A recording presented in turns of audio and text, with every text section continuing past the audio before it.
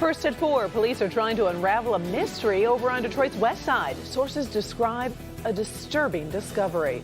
If you're trying to get your hands on some of those COVID test kits, it seems the government just gave us a head start, and they're free. Hey, Paul. Yeah, hey, Karen. Hey, break out the polo shirts. Put the top down. Look at this. Temperatures for most of us in the 30s. They might even go up tonight some more, but we're going right back down tomorrow. I'll have your forecast straight ahead. Okay, so how close is too close? Well, astronomers are saying absolutely look up tonight as an asteroid is headed right for Earth.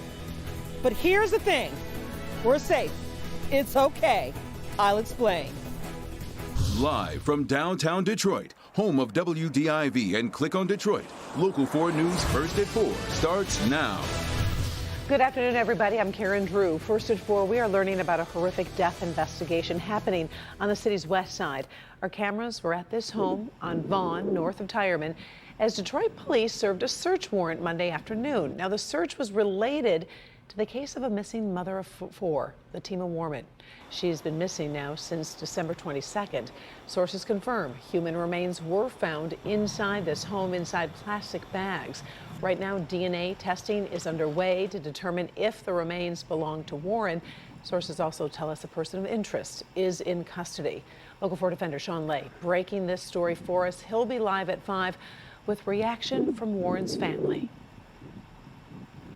There are a few unanswered questions after a car crashed into a building on Detroit's east side. Our cameras were on the scene shortly after that crash. It happened on East 7 Mile Road near Hull. Police are investigating how this happened. Sources telling Local 4 the driver may have hit a patch of ice, lost control, and then slammed right into the building. Police haven't shared information on what happened to the driver. We also have an update on a devastating fatal fire in the city of Pontiac. Investigators have yet to confirm the death of a 19-year-old man who was trying to escape that blaze. His stepfather jumped to safety and then urged the teenager to follow his lead, but the young man did not jump and was never seen leaving the home. 2 people have already died. 5 others are recovering from their injuries. Also, investigators are still working to determine the cause of that fire.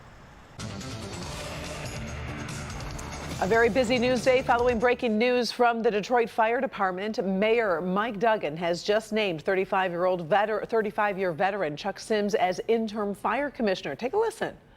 Thank you, Mayor Duggan, for your leadership and this unbelievable opportunity to serve as interim fire commissioner for the city of Detroit. I am humbled, I'm grateful, and to be perfectly candid, I'm bursting with excitement inside. In closing, Sims served most recently as a second deputy fire commissioner. He replaces Eric Jones, who stepped down last week. The city will conduct a national search for a permanent commissioner.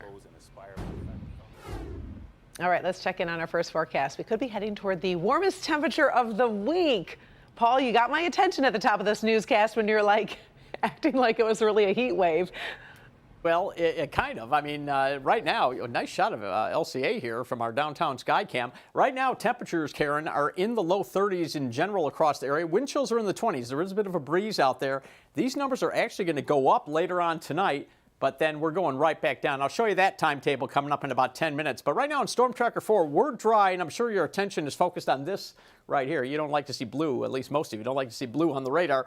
But much of this is actually not reaching the ground, at least according to the airport's reporting. So this is very light stuff. It's going to stay mainly to the north, and it's not going to do a whole lot tonight. Maybe a small dusting in a few spots to the far north. But basically, temperatures holding steady this evening and then going up later on tonight. We'll talk again more about that temperature tumble tomorrow in just a few minutes, Karen. All right, thank you very much, Paul. The Biden administration is trying to make COVID testing a little easier for millions of Americans. A new website just went live in the past few hours. So if you're interested, you can go to the website, covidtest.gov. That is plural with an S. I will say a few people in the newsroom have already sent their requests. I put my request in for our household. It only took a couple minutes. There's a limit of 4 test kits per household, and delivery from the U.S. Post Office should take 7 to 12 days from when you put your order in. Now, the site officially launches tomorrow. The White House called today the beta test.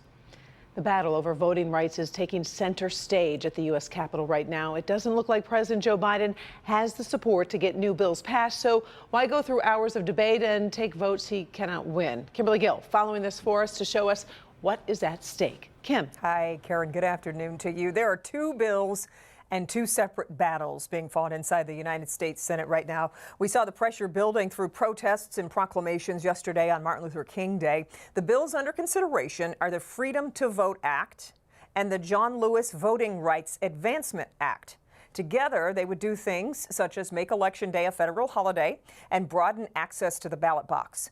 0 Republicans in the Senate have supported the bills. Democrats say it's important to get each senator's vote on the record, and President Biden promises the fight will go on. The Senate's top Republican says this battle is different from earlier battles over voting rights. Now, to be clear, the partisan election takeover bills that Democrats want to ram through this week are not in any way successors of the civil rights legislation from the mid-20th century. It has been, is today, and will remain illegal to discriminate against voters anywhere in America because of their race.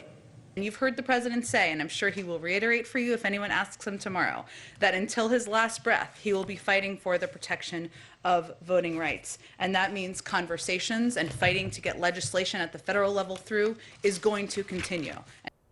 Republicans argue the new voting laws at the state level are designed to make elections more secure, not to limit access. Democrats could pass the Senate bills on their own, but Senators Joe Manchin and Kyrsten Sinema refused to kill the filibuster to make that possible. So, Karen, we'll have more on the debate and an update on where things stand coming up on Local 4 News at 5. Until then, we'll send it back to you. Always appreciate it. Thank you, Kim. All right, in just a few hours, an asteroid will pass so close to Earth, astronomers will be tracking its every single move. Now, do not worry. Really smart people have been watching and this asteroid for 27 years. They're not done yet. Paula Tutman shows us how the experts, even the military, are keeping a close eye on its path. Astronomers say absolutely look up this evening in the night sky. Face south for a pretty extraordinary phenomenon.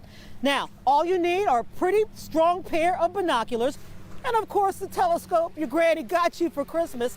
NASA actually calls this a potentially hazardous asteroid because as it skirts Earth, it does so at a mere 1.2 million miles away. Its name is Asteroid 7482, and astronomers have known about it since 1994. They've been watching it and following its trajectory, and they know that it'll pass closest to the Earth around 7:25 this evening. They're watching it as they do with every celestial object that comes within 4 million miles of Earth, and this one comes 1.2 million miles from Earth. Which sounds like it's really far away.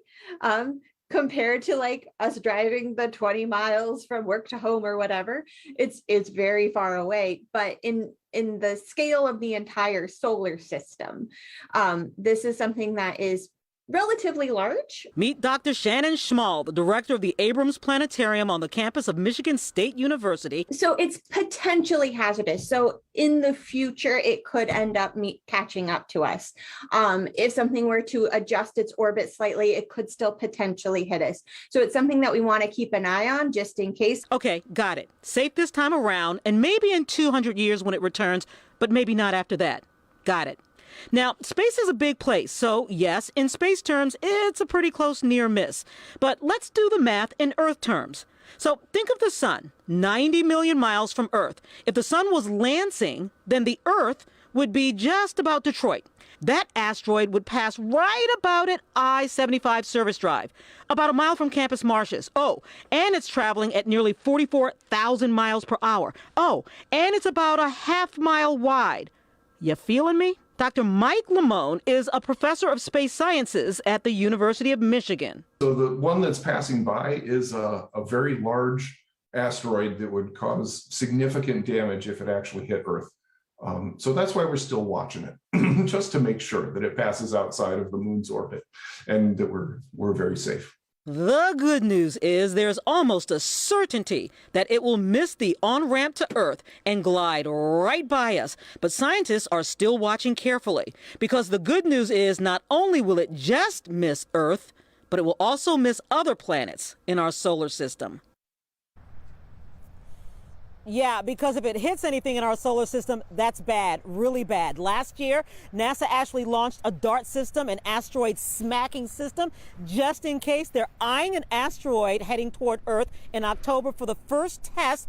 By the way, lots of asteroids up there. If you ever want to see one or feel one, lots of them hit Michigan as meteors. The Abrams Planetarium has them. You can pick them up, feel them. In the meantime, astronomers are saying make sure you look up, but Paul is saying foggy. You might not see anything.